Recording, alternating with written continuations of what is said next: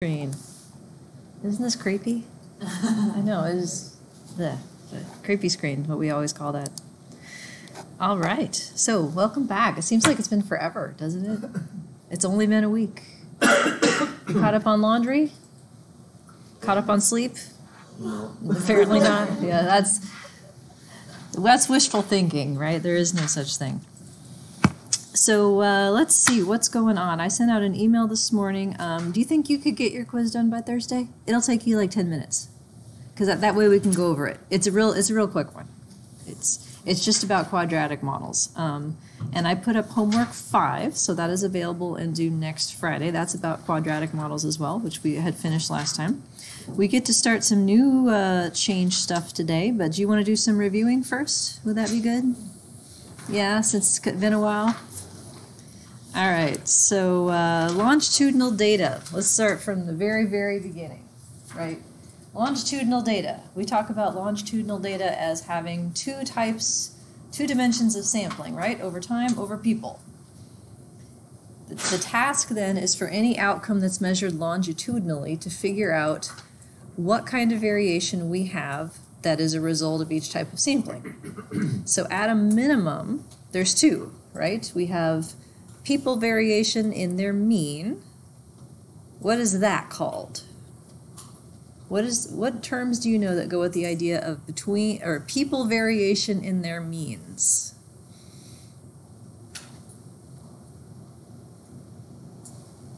Between person variation in their means, right? Right? Give me some words that go with that. What level of the model is that? It's 2. Yeah, that's 2, right? So we're talking what type of variation? How do we represent that in terms of a model? Between person mean differences. What is that thing? Starts with an I.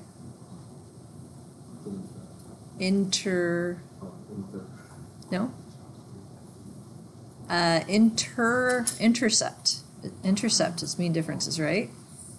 Right, so yeah, so then relative to the other one, what's the other one? What kind of variation? Within, level 1. So let's do vocabulary, all right? So level 2. Level 2 is between person types of variability, right? At a minimum, we have intercept.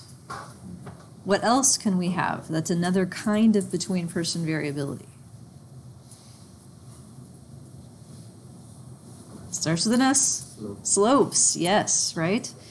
And those are called random effects, more generally. Random effect variances and covariances are between person sources of variability. So we talked so far about between person slopes and the effect of time, but you can also have between person slopes and the effect of any predictor that's measured repeatedly over time. The proportion of variation that is due to between person mean differences has a special name. Kofung, that's what you were trying to say. Say it again. ICC. Item characteristic curve? No, wrong class. What's ICC in this class? Intra-class correlation, yes.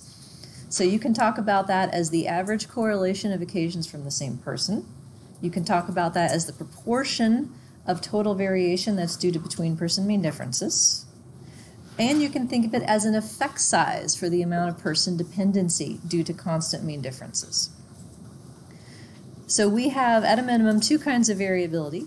With respect to time, what do we need to know? There's 2 questions we have to answer, right? What kind of change is there on average? And then are there individual differences in that change? So vocabulary that goes with that. What type of model parameter is trying to answer the question, what kind of change do we have on average? Starts with an F.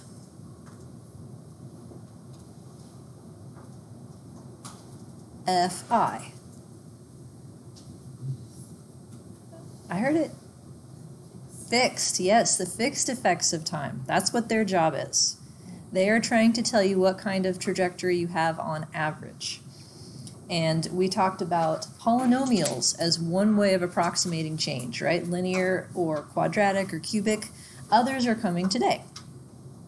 So that tracks whether or not on average there's change over time. What about the second question then? Individual differences. Do people need their own rates of change? That's random, right? That's random effects of time. You can have either, neither, or both be present in your data. How do we test for the significance of fixed effects of time, such as, do I have a quadratic effect or just a linear effect? How do we test fixed effects?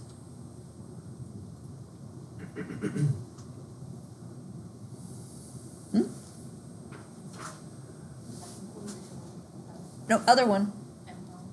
If you can do it in ML, yes. What about if you're using REML? That's that. So I'm asking how we test fixed effects first. So if I want to know, say, if I have a fixed quadratic trend in addition to a linear trend, how do I know that? The t-value that goes with it, the Wald test is the name of that. So it's called Wald test if it's a z. You can call it a modified Wald test if you're using a t with denominator degrees of freedom of some kind. So yes, we can do that. So if I want to know if I have a random effect, though, now what do I do instead? Say it again. Random effect. How do I test random effects? Likelihood ratio test. So the rules for model comparisons, if you're using REML, the fixed effects have to stay the same when you compare models. You change the random effects only, or the variance side more generally. If you're in ML, you can change either side and do a likelihood time to probably just stick in a linear effect of time and call it good. Put time in the model is a very specific type of change, constant change over time.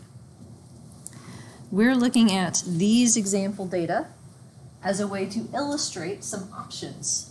So I'm giving you the options that I found to be most useful or most commonly used. There's lots more out there.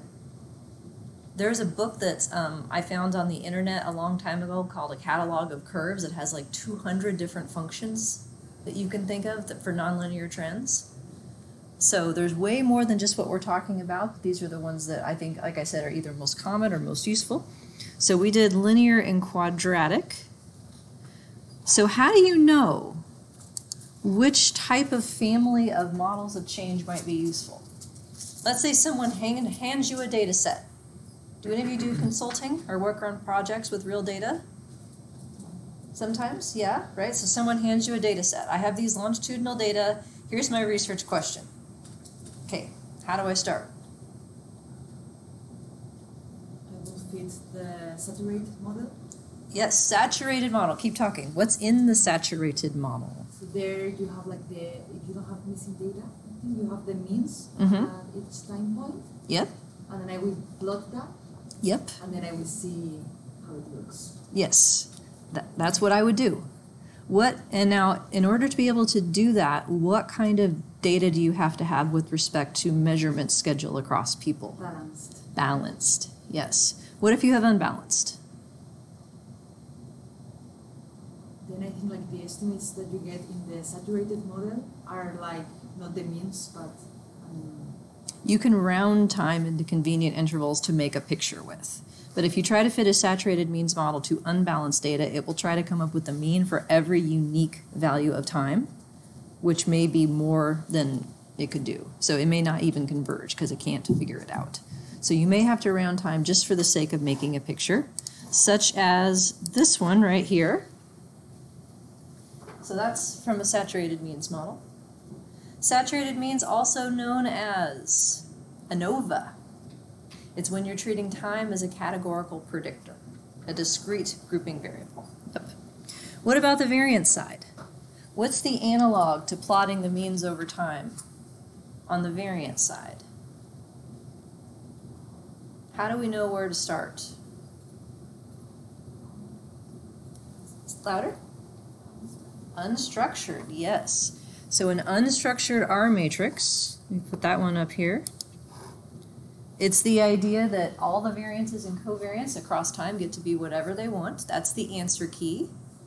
That has a special name also, two other special names, in fact. In the world of least squares, old school analyses, this is called what?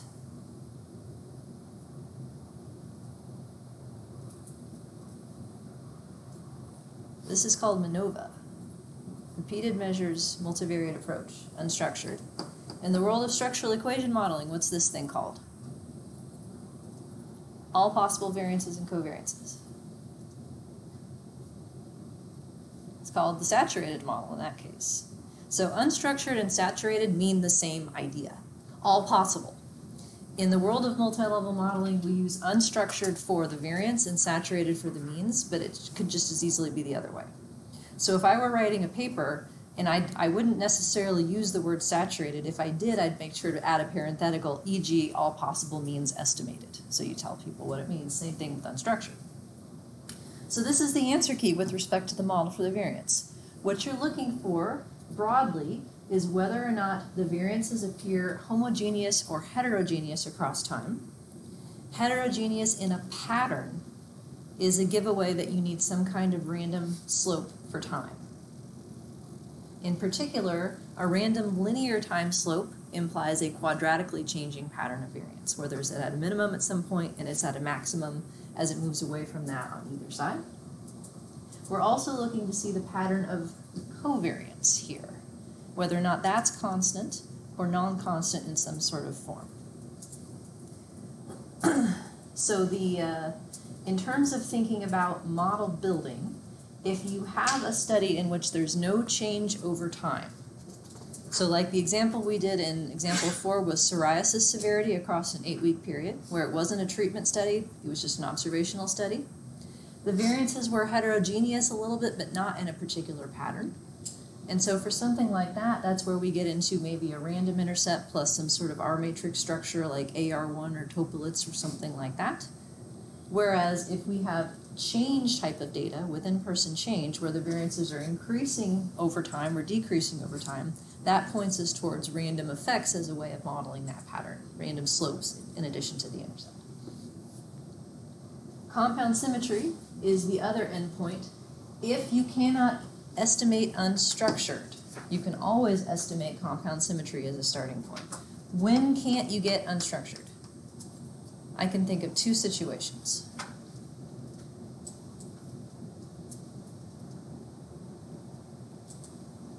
One of them is the same situation in which you can't get saturated means for the same reason.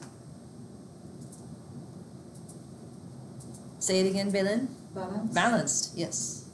I like how you say balanced. Yes, like that. Balanced, yes. Yes, unbalanced. One matrix has to be able to summarize everybody's data with the same rows and columns. The other is if you don't have enough people. So in your last homework, I think you had 7 occasions or 6 occasions and like 10 people or something.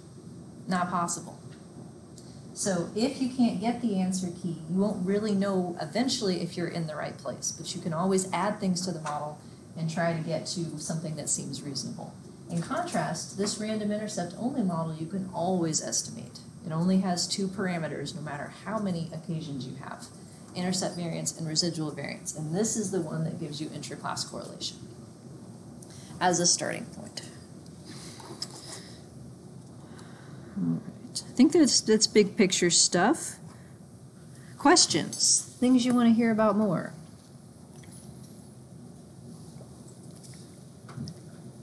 So quadratic models is what we looked at last time. The idea that we have time squared, time to the third, and so on. There are 4 kinds of quadratics in the world. Here they are. A quadratic trend takes a linear trend and makes it more positive, more negative, or less negative. That's it. You just got to figure out which of those you're talking about. What's the rule for what to do with the quadratic coefficient? How do I interpret it? Like the top left panel here, the linear slope coefficient is +4, the quadratic slope coefficient is +0.3. What do I need to do to that 0.3 to put it in a sentence?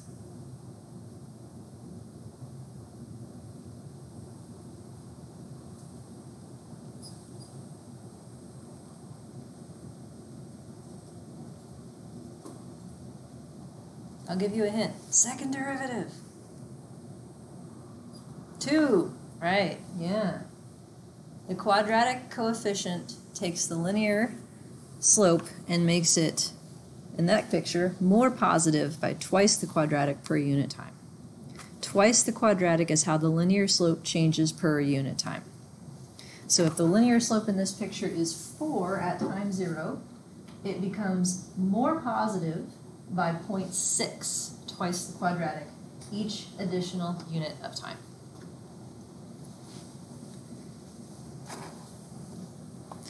And we looked at an example where we asked for the instantaneous linear slope at any of these occasions, which is given to you by the linear slope plus twice the value of time for which you want the quadratic slope. That's what we did estimate statements for in that.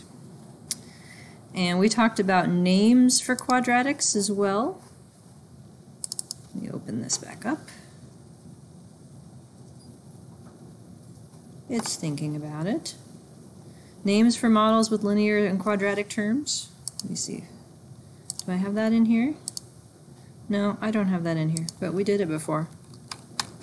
Let me make this here. So if we have these fixed effects and these random effects, right? Intercept, linear, quadratic. All right, if this is my model, there's 2 hierarchies to keep in mind. One is that random trumps fixed, meaning that if you have a random effect, fixed effect goes with it, even if it's not significant. The fixed effect is essentially the mean of this distribution. It's the average quadratic trend, and these random quadratic effects are deviations from that average trend, so they go together. In polynomial models specifically, this is true, there's a hierarchy in terms of higher order and lower order effects on each side. So if I want to have a random quadratic, it's only random quadratic if I also have random linear. The same is true on the fixed effect side. If I have fixed quadratic, it's only interpretable as a quadratic if I have fixed linear. So because of these 2 rules, random over fixed and quadratic over linear, if I have a random quadratic in my model, that's what I'd call it. It's a random quadratic model of change. If I don't have this right here, fixed quadratic, comma, random linear, trying to delineate what's on each side. Is this combination okay? Sure. You might end up here if you tested a fixed quadratic trend and it was significant, but you tested the random quadratic and it was not, so you left it out. Likewise. Is that okay? Yep. So you might end up here if you started with fixed quadratic, random intercept, added linear, and it wasn't significant. You can end up here. This would be parallel bendy lines. Could you end up here? No, that breaks the rules. So in thinking about how to put models together, in the example that we did, we went through this in sequential steps where we had just this first row, fixed intercept and random intercept. That has a special name. Random intercept? A random intercept model, and what do you call it when you have only a fixed intercept? No predictors. Empty. So you can call it an empty means model or an unconditional means model. I've heard that described as well. So that's our starting point. We do that to calculate an intraclass correlation. What value of intraclass correlation means game over, you're done? 1 or 0? 1. Why does that mean game over? There is no longitudinal variability. There is no within. You can try, but you're not going to go anywhere. Functionally speaking, it's a cross-sectional set of data, even if it was measured longitudinally. So where to go from there, you could go a bunch of different ways. So if you wanted to be as efficient as possible, and you saw this pattern of data, let me find the picture again. So you had this picture of means, you plotted the variances over time, and they have a trend to them as well. You might think, well, based on the means, this looks quadratic to me. So after you get your interclass correlation, verify that you do in fact have longitudinal data, you could go straight to here. Fit this model. Fit that model. If this model without the random quadratic fits worse, you're done. You know that you need this term, and if you need this term, you need everything else here. 2 models. That would be the most efficient thing to do. Alternatively, you could go fixed linear, then random linear. Fixed quadratic, then random quadratic. Or sometimes I'll do this. If the means trend looks quadratic to me, I'll start here. If the fixed quadratic coefficient is significant, I know that I got to keep it. And then I can add random things. So the rules of model comparison, generally you want to add either fixed or random, not both at the same time. So some of the other textbooks do both at the same time. Like they will go from this model, empty means random intercept, to this model, random linear. There's nothing wrong with that technically. What kind of estimator do you need to be in to go from random intercept to random linear in one step? ML or REML? Which one? That has to be an ML. So it is wrong if you were to do this in REML. But assuming you're an ML, this is okay. My problem with this in practice is, okay, so let's say that the model fits better after you add these 2 things. Well, which made it better? Just this one, just that one, or both? Adding a bunch of stuff at the same time is not diagnostically helpful. So I don't do it for that reason. But so long as you're adding one thing at a time, if you add a fixed effect, you can stare at the p-value that shows up, the Wald test. If you add a random effect, that's a likelihood ratio test.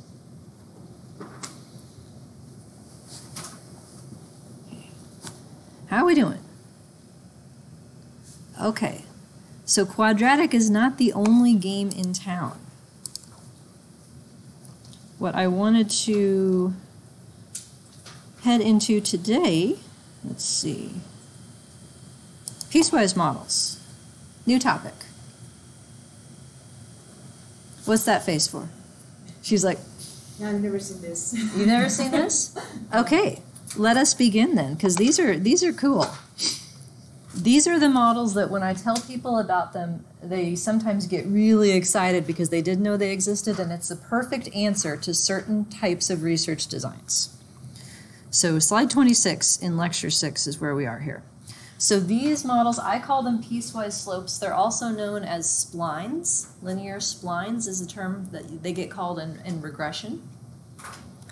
The idea is that you are approximating an overall nonlinear trajectory by breaking it into chunks.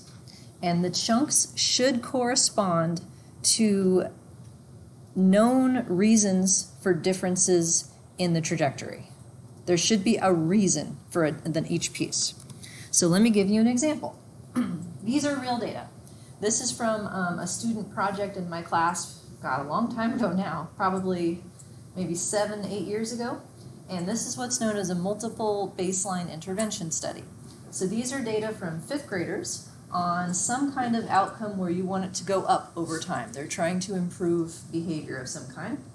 So they collected data on several occasions.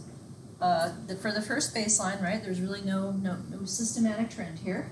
They introduce the intervention, and all of a sudden, scores jump up, and they keep getting better and better over time. They take the intervention away, and the kids start sucking again, drop back down when it's flat, they bring it back, they jump back up, and they start growing. This is as close to causal evidence as I've ever seen, right?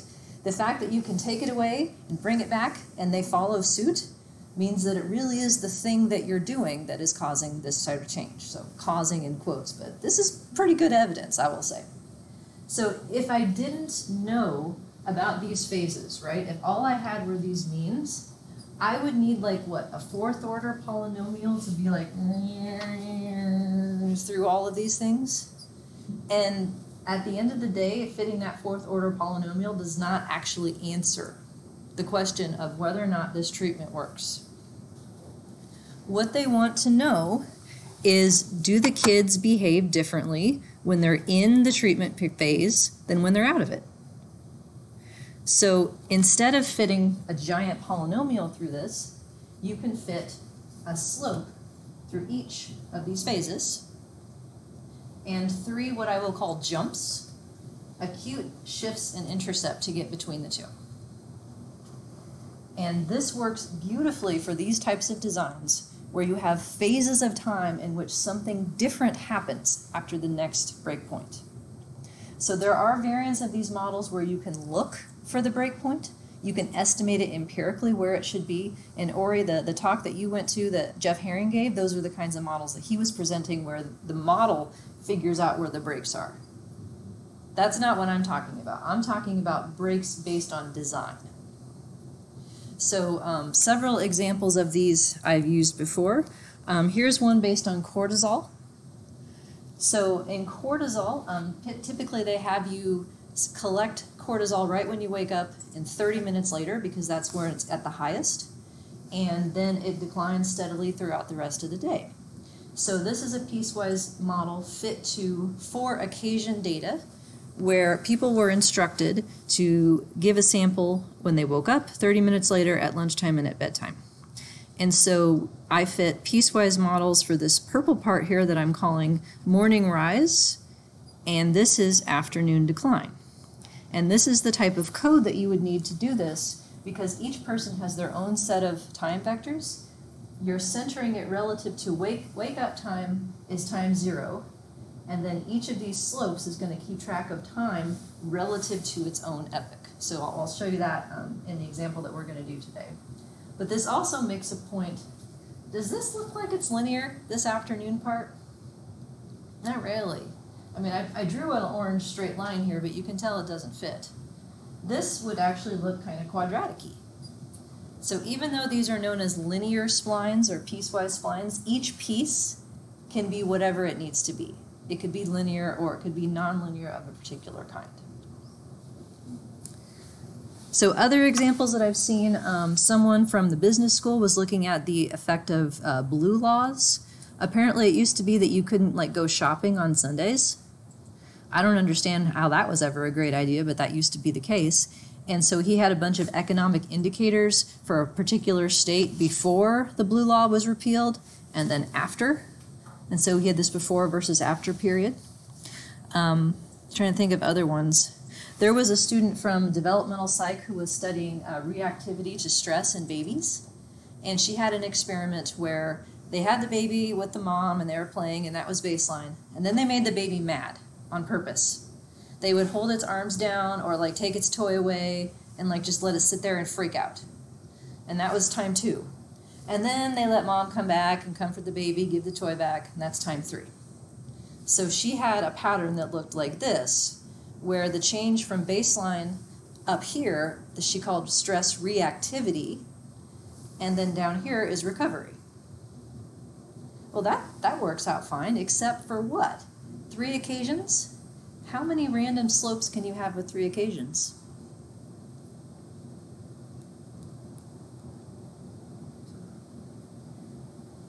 You wish. 1. With 3 occasions, only 1 slope can be random. So that design, you can either have individual differences in reactivity or recovery, but not both. Had someone asked me, I would have strongly encouraged them to get intermediate points on each of the slopes 5 occasions. That way each slope could be better measured. But that's a case in which an unstructured model for the variance would actually be a better idea because you can't have enough random slopes to address the design. All right. So this type of model then, if we were to have 2 slopes, let me see here, a 2-slope model would look something like this. 3 betas in the level 1 model. Do you want to go back over notation? Or are you good with that? Good with that? Good with that. Okay. So 3 betas. Each person gets their own intercept. First slope, second slope. So for something like this picture, this is what the model would look like. Where we have each beta is defined by the fixed effect and a corresponding random effect. So gamma 0, 0, the fixed intercept, u0, the random intercept deviation. Put them together, that's how each person gets their own intercept. Likewise for the first slope, likewise for the second slope. So all of the models of change that I'm going to show you at level 2 look pretty much identical.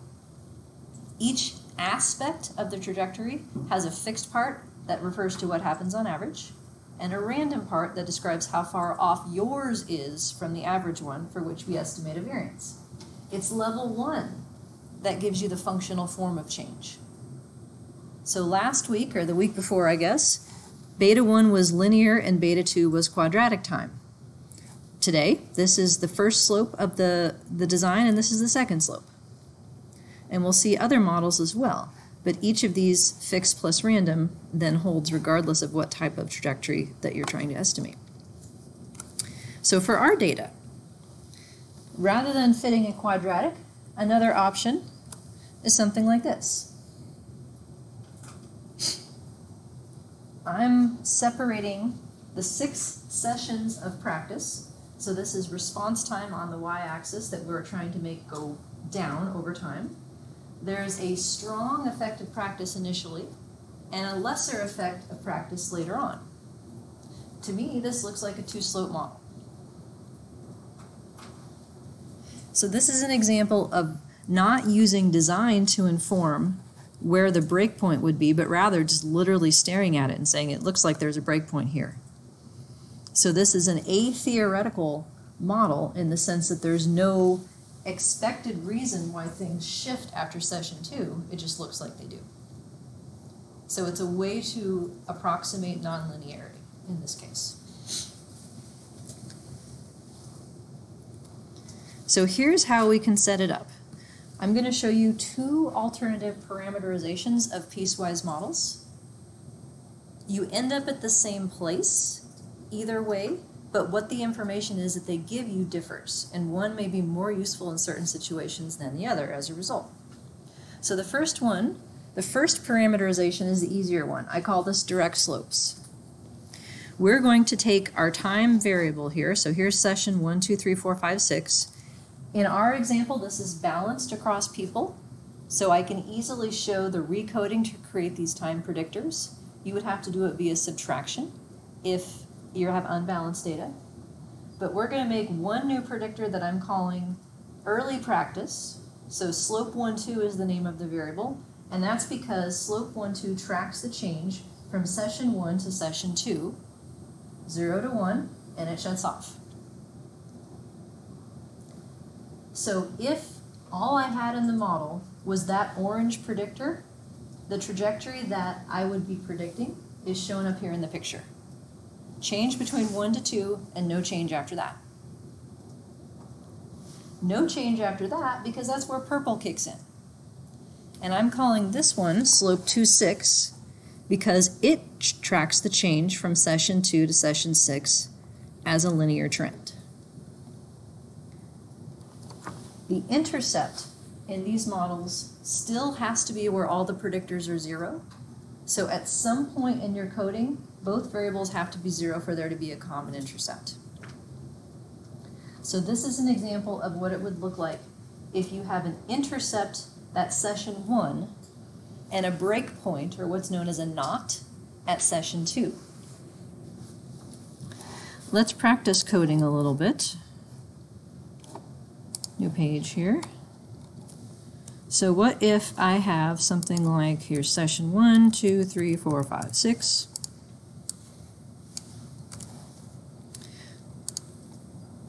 Center that. What if I wanted to have the intercept and the knot at session 2?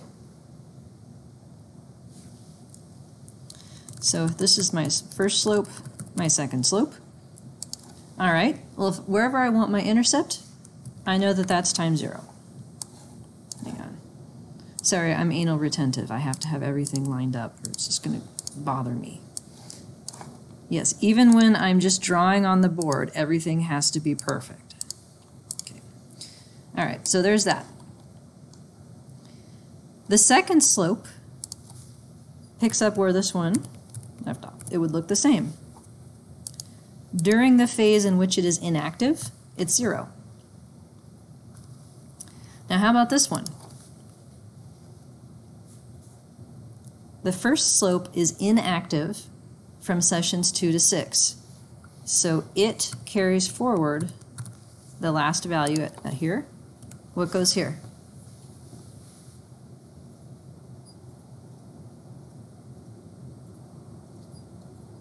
Any guesses? What number comes before 0? Yeah. But so here you're seeing that the first slope increases a bit and then it stays equal? Yep. Yep, And so this is, time is moving forward. That's the idea. So all of these things are going in the same direction. So this is going to track the change from session 1 to 2. Slope 1 does. And then it shuts off. So everybody doesn't have to be like an increase, no? It's just A change. a change. Yep. Any change. Okay, sorry. So no, that's okay. So yeah, so if there is a decrease from 1 to 2, the coefficient that goes with slope 1 will be negative. Because as time increases, y would decrease. If y increases, then this coefficient is positive. Same as usual.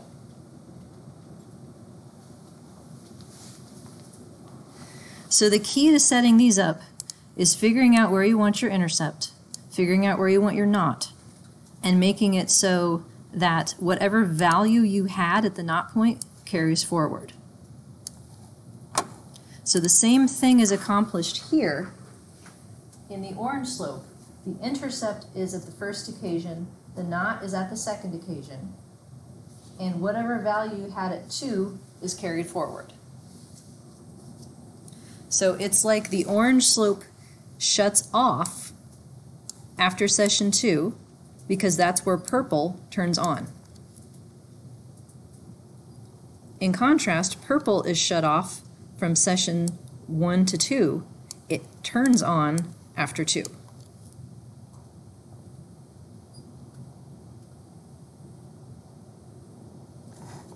Do you want to practice some more? Okay. What if I want my intercept at 2, but I want my knot at 4? Knot. Intercept.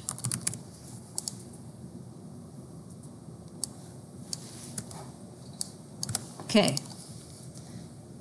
Intercept 0, that's what I got and learned, right? Well, what number comes before 0? -1.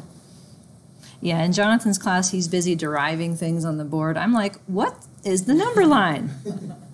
What number comes after 0? 1. And by the way, these are assuming equal 1 unit changes in time, right? If this was actually 2 units in time apart, I would make this 3, right? So this is just 1 interval. So now, this is where it shuts off. What goes here? 2, 2. Very good. Now for this one, it starts up here.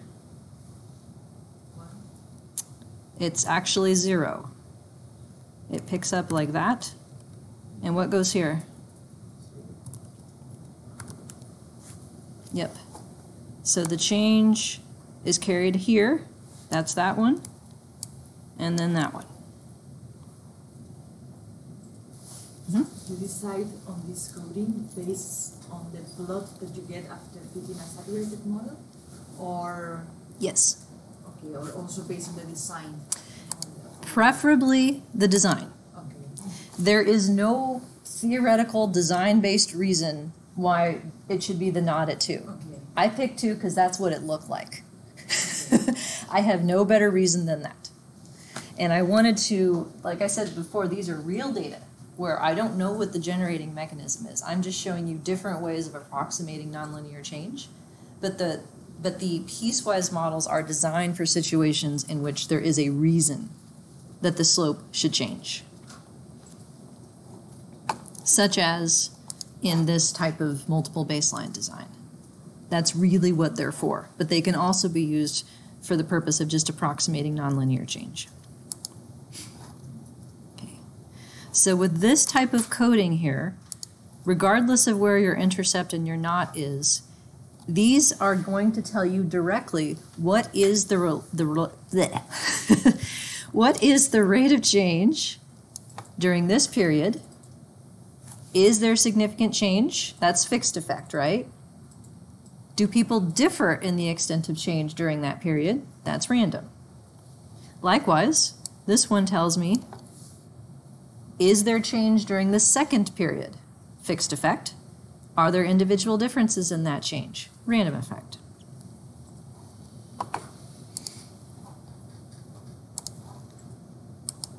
Okay, that's enough for right now. Let's do that. Okay, you want to do that? Example 6. Let's see it in action. I need to go to piecewise slopes model, start on page 13.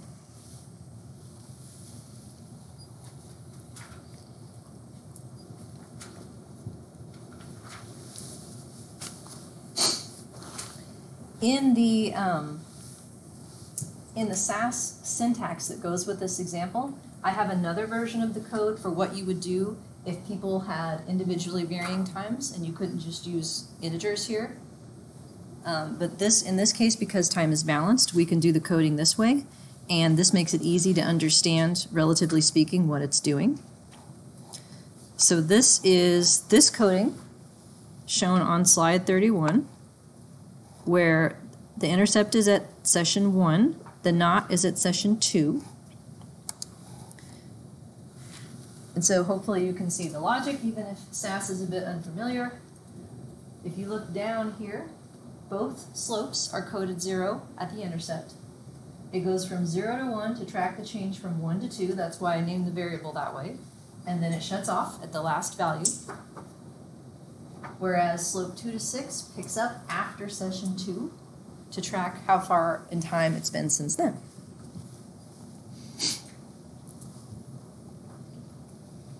So that's why I named these variables as slope 1, 2, and slope 2, 6. If the knot was at session 3, I would have called it slope 1, 3, and slope 3, 6. I tell you this because you're going to get a chance to practice this in homework 6. And if you use my variable names, you will drive yourself crazy because they will not align to your homework. Okay, with me? So I have a question. When you choose the knot, we have the observed mean. So would the estimated mean be always the observed mean, like in the knot? In this case, yes, because there's only 2 occasions. So what I'm going to end up with is the intercept and the distance between 1 and 2. But more generally, they can be different. Right? Yes. Okay. Yes. If the line doesn't fit exactly, then the estimated mean, the predicted mean, is not going to match the observed mean, or the saturated mean. Yes. So in this case, in terms of strategy, I'm going to start with a model that has both fixed slopes in it, because they're not hierarchical. They work together to describe the overall trajectory. So it doesn't make sense to put just one or the other. I'm starting with just a random intercept though. That way I can judge whether or not each of the slopes needs to be random. So here's my model, slope 1, 2, slope 2, 6. I have estimate statements here that are allowing model predicted means at each occasion. Because what I'm asking for are model predicted means, you can think of those as intercepts, conditional intercepts, and then you fill in the values of the slopes that go with that occasion. So those numbers right here came from this coding up here. They should match.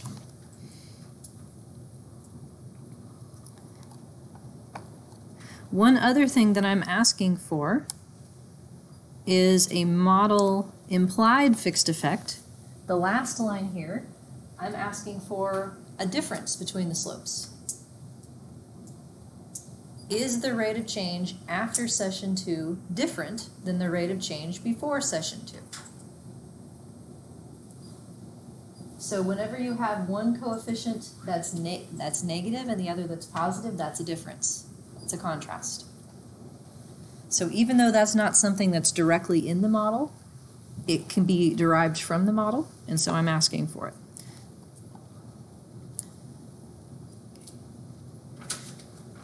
So our variance model is a compound symmetry model so far, where we have E variance that's constant over time in the R matrix at level 1, random intercept variance in the G matrix at level 2, which puts together this pattern of V, compound symmetry.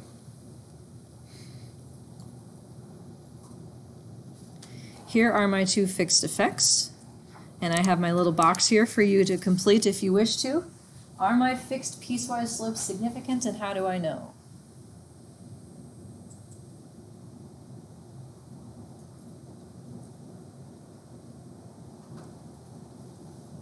Fixed effects. How do we know? The p-value. The p-value that's right next to the box, yes.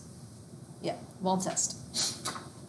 So yes, each of these is significant. So here's what they mean. Intercept. What's an intercept, more generally?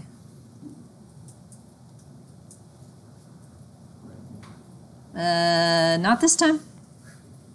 Conditional mean when what is true?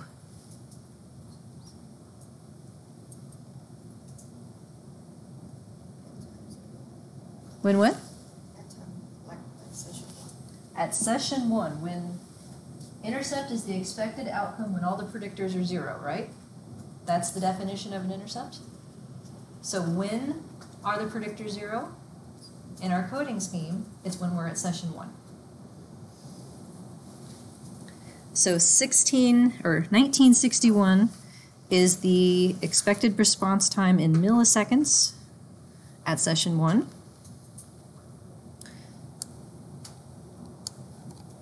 Slope 1, 2, that is the rate of change from session 1 to session 2. And since it's only one interval, one difference, you can think of it as just the difference. So between session 1 and session 2, response time goes down significantly by 163 milliseconds.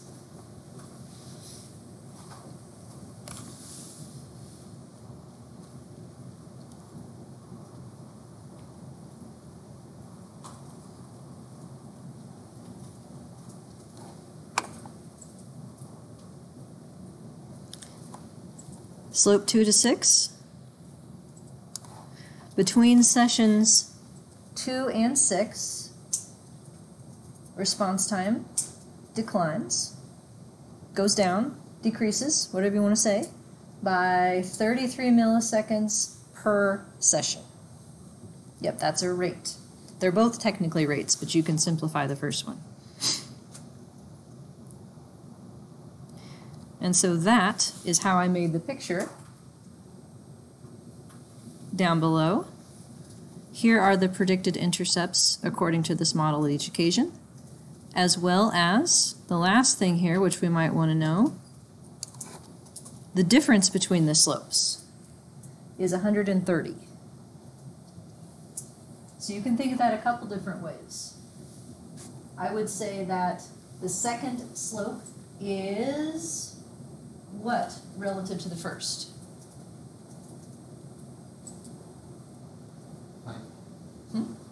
Great.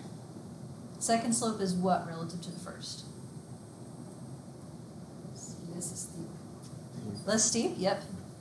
I would say less negative, shallower. Now, why would I point out that as a piece of information? This is my justification for using a piecewise model in the first place. If the pieces are not significantly different in terms of their slope, you don't need both of them.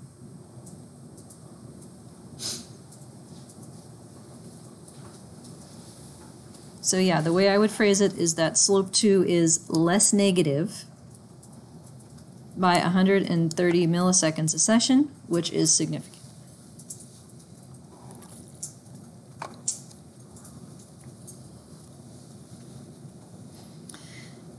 And for the people who are reading your paper, you have to tell them what less negative means, right? That's not an intuitive term. That's more of a stats like, okay, it's a less negative, that's one of my 4 patterns. It would be something like the rate of improvement is reduced after session 2. That's a nicer way to say less negative because it's improvement, right? Because response time is going down. The rate of decline is reduced. You could say that.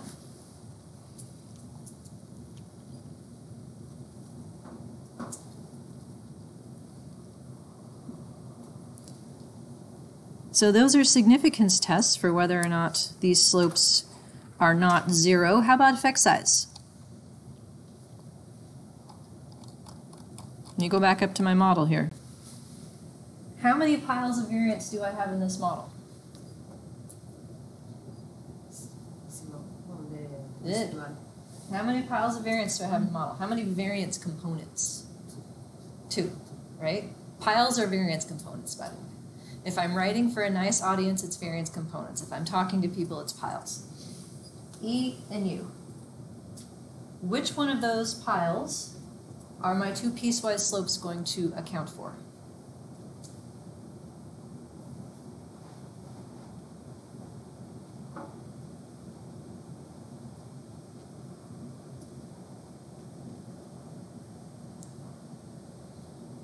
Okay, let me phrase it a different way. Which one of these piles is time variance and which one is person variance? E. E is time, U is person. Is time, as a predictor, a time thing or a person thing? A time thing, right? Yeah. So if E is time variance and these slopes are time things,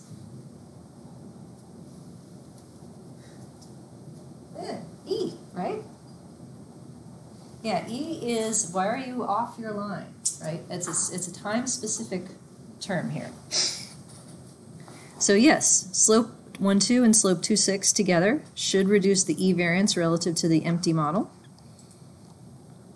And here is my little macro to see by how much.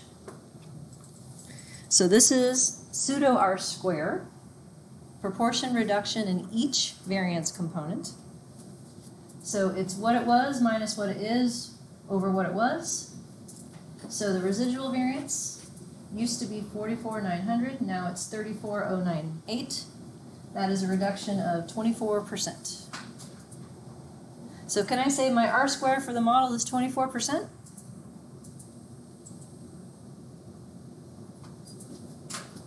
Can I say that and be right?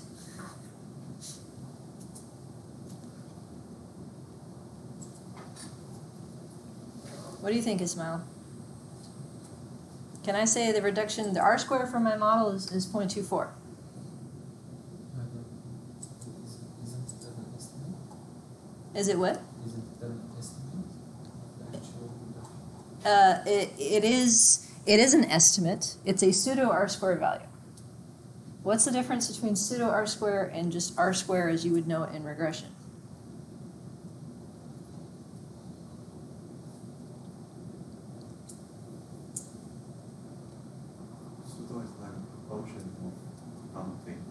Yeah, I have 2 of them. That's your first over here. Yeah, Person to find variance.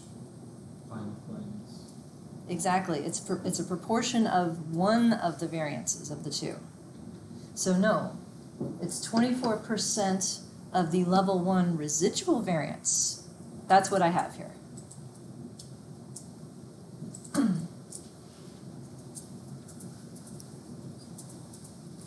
But that's all that my slopes could have accounted for.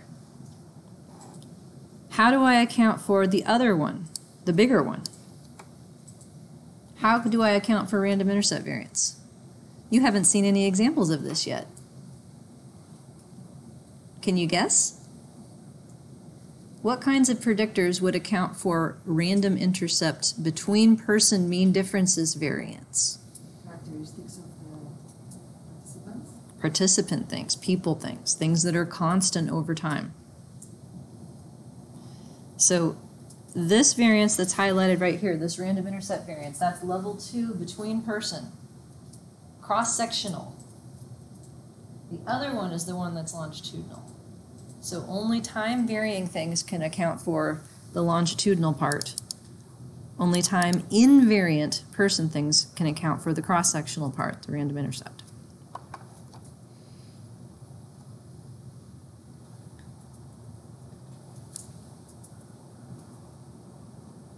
Questions? Thoughts? Sure. 1 to 4 is reduction. You can say it's reduction in what, but you cannot say reduction in what. Okay. So the key to getting this right is recognizing that this is a reduction of a proportion of variance already. So how do I know how much of my variation was E versus U to begin with? That comes from my empty model. Empty means random intercept model. Let me go find that again. So that's model 1B here. Fixed intercept and random intercept only. That gets me an intra-class correlation, which is 0.82 in these data. So it's 82% between person at level 2, 18% within person at level 1. Now, go back to where I was.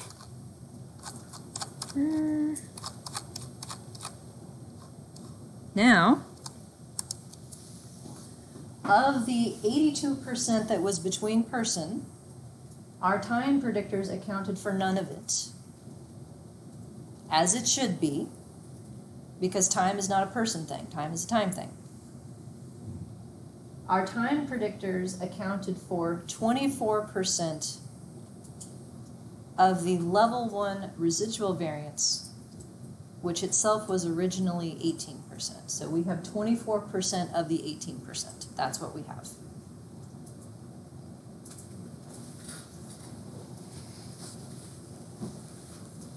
Should we expect the level 2 variation increase as we include time? Yep. So that's why the square is negative. Yes. Yes. Pseudo R-square is negative because the random intercept variance went up. That will happen. That will happen anytime you add a predictor that is purely level 1 and it explains residual variance. It's because there's less of a correction factor used in differentiating what is true between person variance from observed. This will always happen. It will happen to a greater extent the greater the difference in the residual variance between models, as more of it goes away. So I could actually figure out what the conditional intra-class correlation is in this model by computing it from these 2 values, and it would be higher. Because of the variance that's left, more of it is level 2 than what was there before. Okay. With me? Questions? Things you want to hear again? Okay. So right now, our model says that people get their own intercept. So they start out differently at session 1, but they all change the same, and this is how everybody changes. Seem realistic?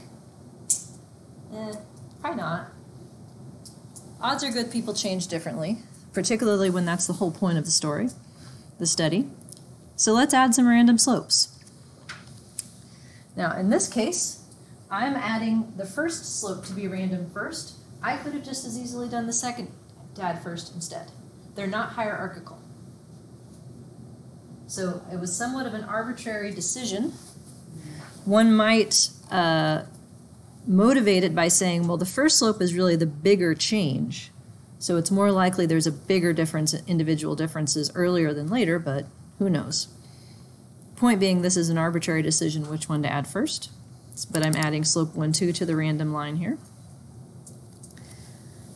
In adding my random slope 1, 2, how many total parameters have I added to my model? And don't say 1. 2. 2. What's the other one? Covariance between Yep.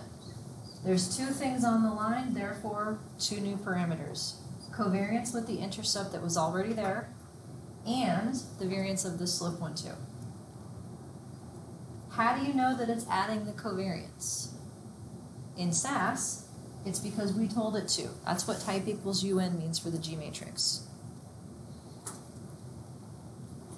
Unstructured is the name used for this in all the software that I know. I don't know what it is in R. Anybody know? Un. It's just un also? Okay. Un runs the world. What that means is this right here. G matrix. This is my matrix of level 2 random effect variances and covariances. These 3 numbers get to be whatever they want. That's what unstructured means in this context. That's how it should be. It makes no sense to put any kind of constraint on this matrix that says the intercept variance needs to be as much as the slope variance. Makes no sense whatsoever. And yes, I have had reviewers suggest things like this should have been tested if it were AR1. Now, think about that. Would it make any kind of sense to test whether or not this should be AR1? AR1 means first order autoregressive. It's a pattern where there's equal variances on the diagonal, and the off-diagonal correlations follow an exponential decay. That's what AR1 means. That would mean that the larger the intercept, the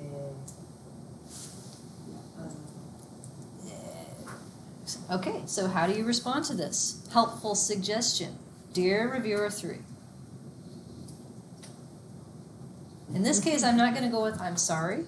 I'm going to say thank you for that interesting suggestion, and then I'm going to reword it so it's not stupid. So what they might have meant, which is what I'm going to operate under, is that they were actually referring to the R matrix, not the G matrix. Now, besides being a different letter, what are they talking about? R is level 1. It's the residual within person variances and covariances.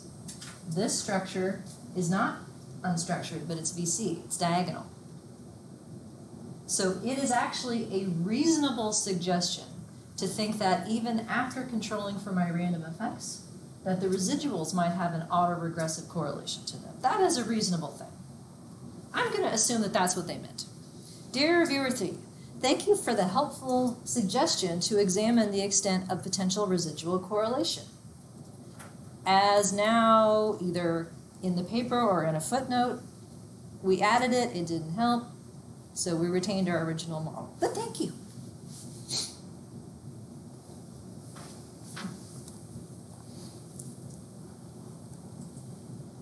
Here's my V matrix.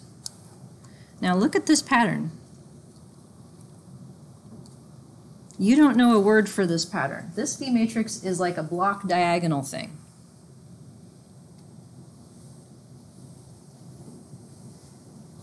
Two to 6. What pattern is that? From sessions 2 to 6. That's compound symmetry. How about from 1 to 2? not compound symmetry, right? Why does it have this 2 sections to it?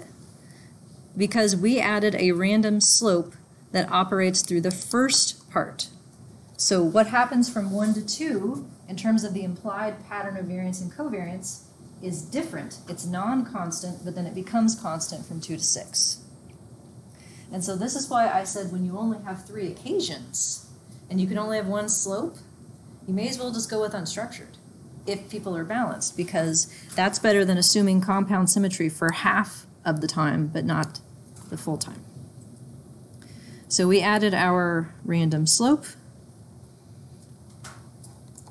Is it significant, and how do we know? How do we test random things? Likelihood ratio test. Indeed. 2 parameter difference. Difference is 63. P-value is negative to 14 decimal places. Or 0 to 14 decimal places. Sorry, I'm getting tired. Hey. So yes, it's significant. What does that mean in words? There is a significant variation of the first slope among participants. Yep. People differ in their initial rates of improvement. Say that. How about their later rates of improvement? You too. Test that one too. I'm keeping the first slope since we know that we need it.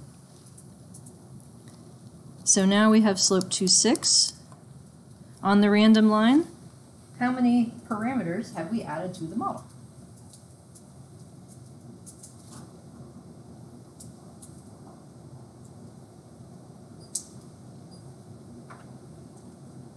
Don't say 1. 3. 3. Who said 3? Yeah, 3. Why? Because there's 3 things on the line. That's why. You don't have to memorize this. Just know that trick. Because what happens is that you're adding the variance of the new thing and the covariance with the stuff that was already there. So now my G matrix is a 3 by 3. And my V matrix is no longer compound symmetry in any part. And likelihood ratio test, 3 degrees of freedom. Yep, it's significant, so people also differ from each other in their later rates of change. And here are intervals. I like that. I'm just going to go with intervals instead of confidence intervals that describe that individual variation. So the mean of the interval is the fixed effect. We go 2 standard deviations around it, where a standard deviation is based on the random variance that goes with each of these fixed effects. So I have a predicted intercept on average that's about 1900 milliseconds. Across people, that's anywhere from 900 to 3000. That's quite a bit of variability. Some people are a lot slower at this when they first get going. Initial rates of improvement are from negative 650 up to 322. So in this context, some people are actually predicted to get worse. That's what a positive rate of change means in this context. And the same thing is true for the second interval, minus 133 to 67. What would we have done differently if the second slope were not random? How many intervals would I need to compute if the second slope were not random? Would I still have 3 of these? Nope, because I'd have a 0 right here. If the second slope were not random, then everybody gets minus 33 as their slope.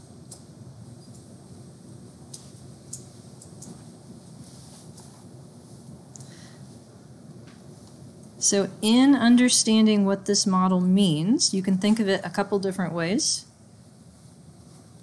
People vary in initial levels and in each rate of change.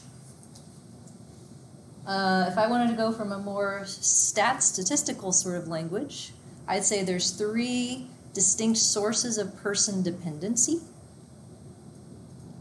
Intercept, initial slope, later slope. In terms of further model building, let me go back up to the equation here. If we decide this is our best fit model, how many piles of variance do we have now? 4. How many pseudo R-squares could I possibly compute? 4. Same rules apply though. What kind of predictors potentially explain E variation? E is why are you off your line today? Time-specific things. U is individual differences between people. 3 different kinds. We need people things, time-invariant constant things to potentially explain each of those. So that means if I put in a predictor like a person's years of education, I know from this model that it has at least 3 things it can do. It can say why some people start off slower, it can say why some people change quickly, more quickly initially, and it can say why some people change more quickly later on.